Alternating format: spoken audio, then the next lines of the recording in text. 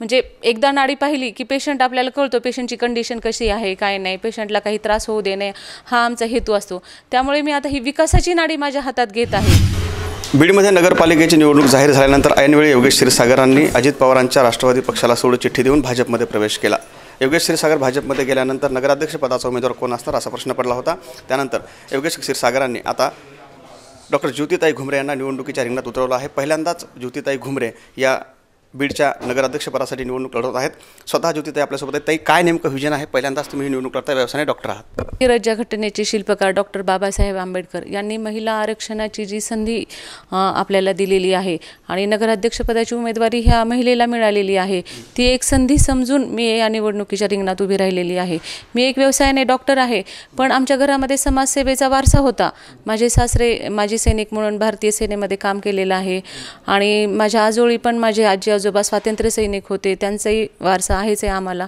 तेव्हापासून माझ्या मनामध्ये होते आपण काहीतरी समाजसेवा करूया आणि मागील 25 वर्षापासून आम्ही घुमरे हॉस्पिटलच्या माध्यमातून ती समाजसेवा करतोच आहोत. आणि मी स्वतः भूलतज्ञ सिव्हिल हॉस्पिटलमध्ये काम केलेलं आहे, गणपती क्रिटिकल केअरच्या माध्यमातून ICUमध्ये काम केलेलं आहे. आता एक थोडं व्यापक प्रमाणामध्ये समाजाची सेवा करावी आणि आपल्या शहराचा विकास घडावा म्हणून मी या रिंगणामध्ये उभारलेली आहे. तर आपण पाहिलं तर गेल्या काही दिवसापासून ही सगळी नगरपालिकेची प्रक्रिया सुरू होती निवडणुकीची.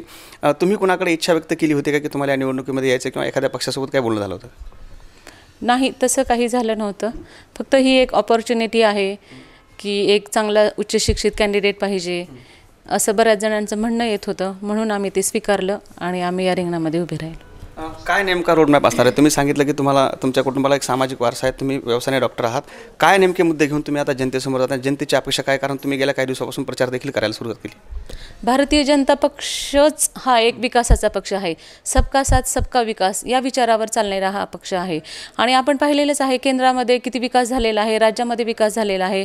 आपले महाराष्ट्राचे मुख्यमंत्री देवेंद्रजी फडणवीस साहेब यांनी आपल्याला किती निधी दिलेला आहे, त्याच्यामुळे आपल्यामध्ये खूप विकास झालेला आहे आणि त्यांच्या मार्गदर्शनाखाली आपल्याला डॉक्टर योगेश भैया क्षीरसागर असतील, सारिकाताई असतील यांच्या नेतृत्वामध्ये काम करायला आवडेलच मला आणि यांच्या पाठपुराव्यामुळे आपल्याला जास्तीत जास्त निधी मिळेल आणि आपल्या बीडचा जास्तीत जास्त सर्वांगीण विकास करता येईल.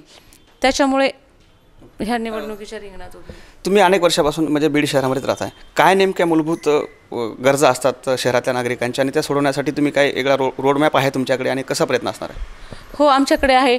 एक आम्ही विशिष्ट पूर्ण DPR तयार करू आणि ज्या सरकारी योजना असतात जसे की पंतप्रधान निवास योजना असेल, स्वच्छ भारत अभियान असेल, नगरोत्थान योजना असेल, रमाई निवास योजना असेल, अशा विविध योजना असतील त्यानुसार आम्ही तो जास्तीत जास्त आपल्या जनतेला देण्याचा प्रयत्न करू आणि ज्या सुविधा आहेत त्याच्यामध्ये आणखीन वाढ देण्याचा प्रयत्न करू. मूलभूत सुविधा, पाणी, रस्त्याची दुरुस्ती त्या तर आहेतच, त्याच्यापेक्षा पुढे जाऊन आमचं आणखीन काम करण्याचा मानस आहे.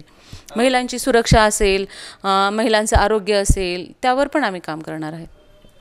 आपण जर पाहिलं तर तुम्ही सांगितलं की रस्ता असेल, पाणी असेल, वीज असेल, या सगळ्या मूलभूत गरजा आहेत. प्रत्येक निवडणुकीमध्ये हा मुद्दा असतो. विरोधक असतील किंवा जे काही सत्तेमध्ये असणारे लोक आहेत हे बोलत असतात. मात्र तरुणांना रोजगार किंवा कौशल्य विकासाच्या काही योजना असतील, यासाठी तुम्ही काही वेगळं करणार आहात का? कारण यापूर्वी असं काही झालेलं पाहायला मिळालं नाही. MIDCच्या माध्यमातून करता येईल आणि काही आता महिला बचत गटाच्या मार्फत करतात, तसं पण मुलांसाठी पण काही करता येईल आहे आमच्या डोक्यामध्ये. तुम्ही निवडून दिल्यानंतर आम्ही ते तुम्हाला आणखीन सांगू जास्त पद्धतीने. आणखीन काय व्हिजन असणार आहे? कारण तुम्ही व्यवसायाने डॉक्टर आहात. मी तिसऱ्यांदा हा प्रश्न विचारतो. व्यवसायाने डॉक्टर आहात, रुग्णांना ठीक करण्याचं काम तुम्ही करता. आता बीडमध्ये विकास चांगला व्हावा यासाठी कसं असणार आहे? मी एक डॉक्टर भूलतज्ञ आहे आणि आमचं नाडी परीक्षा करून आम्हाला पेशंट कळतो.